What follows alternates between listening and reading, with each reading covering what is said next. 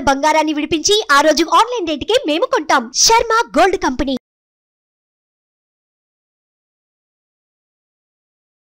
Hi, welcome to our channel. ఈరోజు మనతో పాటు ఉన్నారు భారతీ శంకరపీఠ వ్యవస్థాపకులు శ్రీ అన్నవరపు తిరుపతిమూర్తి అవధాని గారు. నమస్కారం గురువు గారు. ఓం శ్రీ మహాగణాధిపతయే నమః. రేపటి భీష్మ ఏకాదశికి ఉన్నటువంటి ప్రత్యేకత ఏంటి గురువు గారు? భీష్మ ఏకాదశి రోజు ముఖ్యంగా ఆచరించాల్సిన విధి విధానాలు ఏంటి అసలు? భీష్మ ఏకాదశి గురించి మనం తెలుసుకోవాలి అంటే అసలు భీష్ముడు ఎవరు అనేటువంటి విషయం కూడా మనకు కావాలి. ఆయనకు ఆ పేరు ఎందుకు వచ్చింది, ఆ పేరు రావడానికి ఆయన చేసినటువంటి సాధన ఏంటి అనేటువంటి విషయాలు కూడా మనకు తెలియాలి. గాంగేయుడు ఆయన పేరు, గంగా తనయుడు. ఓకే. 7 సంతానం పుట్టిన వాళ్ళను పుట్టినట్టే గంగలోకి వదిలేస్తూ ఉంటే ఆయన బాధపడతారు. 8వ సంతానాన్ని కూడా గంగలో వదిలేయడానికి వెళ్తుంటే గంగాదేవి అప్పుడు అడుగుతాడు మహారాజు గారు, అందరినీ నువ్వు గంగలో విడిచిపెట్టేస్తుంటే నేనేం కావాలి అని అడుగుతాడు. దానికి ముందేం జరుగుతుంది అంటే ఆమెను వివాహం చేసుకునేటప్పుడు నా ఇష్టం వచ్చినట్టుగా నేను ఉంటా, నేను ఇష్టపడిన దానికి కానీ నేను అనుకున్న దానికి కాదు అంటే నేను విడిచి వెళ్ళిపోతా అంటుంది. 7 సంతానం కలిగేంత వరకు ఆయన ఏమంటే తనను విడిచి వెళ్ళిపోతుందో అని చెప్పి మాట్లాడాడు. 8వ సంతానం కూడా కలిగిన తర్వాత అతన్ని కూడా గంగలో వదిలిపెట్టడానికి వెళ్తుంటే అప్పుడు అడుగుతాడు, నియమానుసారము నేను చేసేటువంటి పనికి అడ్డొచ్చావు కాబట్టి నిన్ను విడిచి వెళ్ళిపోతున్నాను, ఇప్పుడు చెబుతున్నాను విను. ఒక మహర్షి శాపవశాత్తు వసువులు 8 మంది అష్టవసువులు అని మనకంటూ ఉంటారు. ఆ వసువులు 8 మంది కూడా నా గర్భాన్ని జన్మించి విముక్తులవుతారు. అందులో 8వ వాడు గాంగేయుడు. వాడు నీకు చక్కర ఆశ్వాసన ఆనందాన్ని కలిగిస్తాడు, వాడికి విద్యాబుద్ధులు నేర్పి నీ దగ్గరికి పంపిస్తాను అని చెప్తాడు. ఆయన భీష్ములు వారండి. జగత్ప్రభుం దేవదేవమనంతం పురుషోత్తమం అని చెప్పి మనకి విష్ణు సహస్రనామం గురించి కూడా చాలా అద్భుతంగా చెప్పబడింది. ఆయన ఏం చెప్పాడనేటువంటిది కూడా చెప్పబడి ఉంది. ఆయన తండ్రి గురించి అని చెప్పి వివాహం చేసుకోవడం మానేస్తాడండి. ఆయన అంటే చక్కటి వయస్సు వచ్చి, ఇవాళ రోజులు ఎవరిలా ఉండట్లా, చక్కటి వయస్సు వచ్చి వివాహం చేసుకుందామన్న పరిస్థితులలో తన తండ్రి వివాహం చేసుకోవాలని చెప్పి ఒక ఆమె మీద మనసు పడ్డాడని చెప్పి ఆమెను తీసుకొచ్చి వివాహం చేయడం కోసం కొడుకు వీళ్ళు అడిగితే, నా కొడుక్కి కలిగినటువంటి బిడ్డల్నే రాజుగా ప్రకటిస్తాను అంటే ఇస్తాను అని అంటారు. దానికి సిద్ధపడి తీసుకొచ్చి తండ్రికి వివాహం చేస్తాడు. ఆ సమయంలో ఈ క్షణం నుంచి నేను రాజ్యాధికారాన్ని కానీ వివాహాన్ని కానీ వదిలేస్తున్నాను, నీకు నమ్మకం కలగడం కోసం భీష్మ ప్రతిజ్ఞ చేస్తున్నాను అంటాడు. నేను క్లుప్తంగా కొంచెంగా చెప్పుకుంటూ వస్తే మనకు సరిపోదు ఈ తరం. భీష్మ ప్రతిజ్ఞ చేస్తున్నాను అంటాడు. ఆ రోజు నుంచి ఆయన భీష్ముడుగా ప్రసిద్ధి చెందారు. ఆయన భీష్ముల వారు. ఓకే. ఆయన అసలు పేరు గాంగేయుడు, భీష్ముల వారు. ఆయన మరి భారత యుద్ధం అన్నీ మనకు తెలిసిందే. ఉత్తరాయణం కోసం ఆయన ఎదురు చూడటం అవన్నీ తెలిసిందే. అయితే మనకు అసలు విషయంలోకి వద్దాం.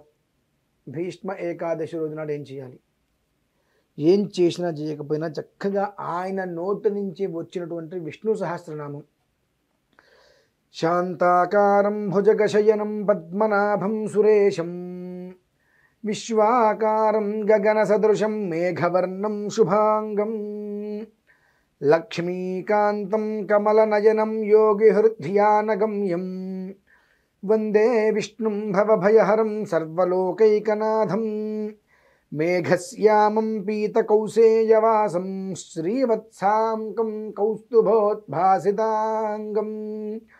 పుణ్యోపేతం పుండరీకాయతాక్షం విష్ణుం వందే సర్వలోకైకనాథం అనుకుంటూ చక్కగా విష్ణు సహస్రనామ స్తోత్ర పారాయణ చెయ్యండి. వినటం కన్నా చేయటం చాలా శ్రేయస్కరం. ఎలా చేయటము అంటే టేబుల్ రికార్డులో మనకు వస్తాయి, అది పెట్టుకొని కళ్ళతోటి చదవండి. ఓకే. ఎందువల్లనంటే అస్య శ్రీ విష్ణోర్దివ్య సహస్రనామ స్తోత్ర మహామంత్రస్య శ్రీ వేదవ్యాసో భగవాన్ ఋషి అనుష్టుప్ ఛందః శ్రీ మహావిష్ణు పరమాత్మా శ్రీమన్నారాయణో దేవత అమృతాంశూద్భవో భానురితి బీజం దేవకీనందన సృష్టేతి శక్తి ఉద్భవః క్షోభనో దేవ ఇది పరమో మంత్రః శంఖబృన్నందకీ చక్రీతి కీలకం శార్ంగదన్వాగదాధర ఇత్యస్త్రం రథాంగపానిరక్షోభ్య ఇతి నేత్రం త్రిసామాసామగ సామేతి కవచం ఆనందం పరబ్రహ్మేతి యోనిః రతస్సుదర్శనః కాల ఇది దిగ్బంధః శ్రీ విశ్వరూప ఇది ధ్యానం. ఇలా ఎన్నో అక్షరాలన్నీ కూడా వృత్తాలతో కలిసి ఉంటాయి.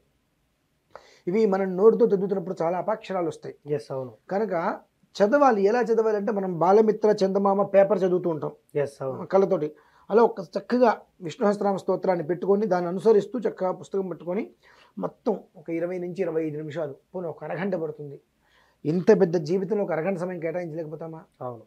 ఒక అరగంట ఆ ఫోను, ఆ వాట్సాప్ అవేవో పక్కన పెట్టేస్తే చక్కగా ఒక అరగంట కూర్చొని వినగలిగితే అది ఆ అరగంట విష్ణు సహస్రనామం అనేటువంటిది పూర్తయ్యే లోపు ఒక అద్భుతమైన వైబ్రేషన్ శరీరంలో కలుగుతుంది.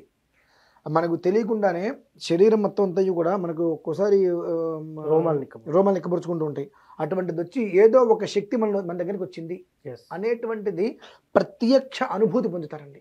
ఓకే. ఈ మంత్రం చదివితే విష్ణు సహస్రనామం మొత్తం అరగంట అంటే మనం చదువుతున్నాం అనేటువంటి విషయం మనకు తెలిస్తే మందికి తెలియక్కర్లా. ఓకే. సన్నగా యూట్యూబ్లో ఎక్కడొక్కడ విష్ణు సహస్రనామం పెట్టుకొని దాన్ని అనుసరించి చక్కగా విష్ణుమూర్తి ఫోటో ఎదురుకుండా ఉంటుంది, దీపారాధన చేసుకుంటాం పెట్టుకొని ఓ చేతిలో ఒక తులసి దళం మాత్రం పట్టుకోండి. ఓకే. తులసి దళం, ఒక తులసి దళం పట్టుకొని చక్కగా అయిపోయిన తర్వాత విష్ణుమూర్తి పాదాల దగ్గర పెట్టేసేయండి. ఓకే. ఈ విష్ణు సహస్రనామం పూర్తయ్యే లోపు ఖచ్చితంగా వాళ్ళ శరీరంలో ఏదో ఒక దేదీప్యమానమైనటువంటి ఒక శక్తి ప్రకాశించినట్టుగా ఒక్కసారి అలా విరుచుకుంటారు. ఓకే. అది మాత్రం ఖచ్చితంగా ఆచరించిన వాళ్ళు మాత్రం అంతర్ముఖంగా భక్తి ప్రేమ అనేటువంటి మనస్సులో ఉంది ఎవరైతే ఆచరిస్తారో వాళ్ళు ఖచ్చితంగా కామెంట్ రాయగలుగుతారు. ఓకే. ఇది నేను చేశానండి, ఇదే రకంగా నేను ఆ అనుభూతిని పొందాను అని. ఎందుకంటే అంత చక్కగా చెప్పబడింది అందులో. వనమాలి గదీశార్ఘీ శంఖీ చక్రీ చనందకీ శ్రీమాన్నారాయణో విష్ణు వాసుదేవోభిరక్షతు కేనోపాయేన లఘున. ఎవరు చెప్పారు? అది సాక్షాత్తు పార్వతీ అమ్మవారు చెప్పిందండి. ఓకే. కేనోపాయేన లఘున, ఏ కారణం చేతైనా ఏ ఉపాయం ద్వారా అయినా సరే కొంచెమైనా విష్ణు సహస్రనామం వినే ప్రయత్నం చేసిన పఠ్యతే పండితైర్నిత్యం శ్రోతుమిచ్చాం అహం ప్రభో, దానికి వచ్చేటువంటి వైబ్రేషన్ శక్తి అంతా ఇంత కాదు. అంటే ఎట్లా, నువ్వు ఏ రకంగా అయినా చెయ్యి, తెలిసి చెయ్యు తెలియక చెయ్యు, ఏదో ఒక రకంగా చెయ్యు, ఆ ఒక్క శక్తిని మాత్రం నువ్వు అనుభవిస్తావు అనేటువంటిది పార్వతీ అమ్మవారు చెప్పింది. కాకపోతే ఏమిటి అంటే తెలిసి చేయటం తెలియక చేయకపోవడం అనేటువంటిది 10 మంది కోసం కాదుగా. అవును. మన మనస్సాక్షికి మనకు తెలియాలి. ఆ విధానాన్ని అనుసరించినప్పుడు ఆ ఒక్క విష్ణుమూర్తి వారి నుంచి వచ్చేటువంటి ఒక్క శక్తి, మనము తిరుమల ఏడుకొండల స్వామి వారి దగ్గరికి వెళ్ళి గర్భాలయంలో ఈశ్వరానుగ్రహం వల్ల అనుకోకుండా ఒక 4-5 నిమిషాలు నించోగలిగితే ఆ రోమాలు నిక్కబరుచుకుంటే చూడండి, అసలు ఈ జన్మగది చాలు తండ్రి అనుకుంటాం. సుప్రభాత సేవ తీసుకున్నప్పుడు ఒక్కోసారి యోగం ఉంటే కొంతమంది లోపలికి తీసుకెళ్ళిపోతారు. ఆ స్వామివారి దగ్గర తీర్థం కూడా ఇస్తూ ఉంటారు. ఆ యోగం కలిగినప్పుడు వాడు అనుకుంటాడు, ఈ జన్మ భగవంతుడా చాలు తండ్రి నాకు అని చెప్పి. అంతటి యోగం అయితే ఖచ్చితంగా రేపటి రోజు చక్కగా విష్ణు సహస్రనామం అనేటువంటిది వింటూ ఎంఎస్ సుబ్బలక్ష్మి గారిది ఉంటుంది. ఆ గాత్రం కూడా చాలా అద్భుతంగా ఉంటుంది. ఆవిడది పెట్టుకొని అదే విధానాన్ని అనుసరిస్తూ చక్కగా చూస్తూ ఉంటే ఆవిడ చెప్పేటువంటి స్వరాక్షర పదవర్తవర్ణ మాధుర్యం,